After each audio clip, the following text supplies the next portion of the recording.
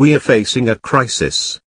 Scotland on brink of recession as Sturgeon chases independence. Scotland's economy has shrunk and teeters on the brink of recession as Nicola Sturgeon chases her dream of breaking up Britain. Official statistics show output contracted in the final 3 months of 2016, at the same time as it grew across the UK. Another negative figure in the first quarter of this year would mean Scotland has been plunged into recession. The SNP attempted to blame Brexit for the poor performance but was rebuked by independent experts because of growth elsewhere.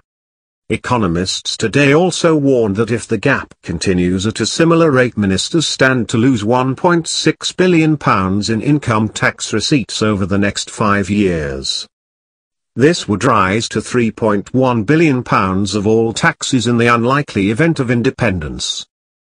The gloomy GDP figures come as the First Minister continues to push for another referendum on the country's future despite UK ministers signalling they will not allow one until 2022 at the earliest. Opposition MSPs urged Ms Sturgeon to ditch demands for a divisive rerun of the 2014 poll as they hit out at her mismanagement of the economy.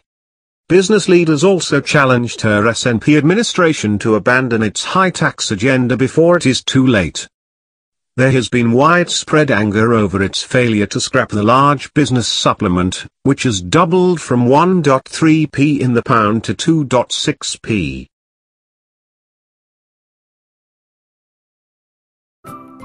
Thank you for watching. Please subscribe to us on YouTube. If you like, donate to us, visit home on the page PayPal.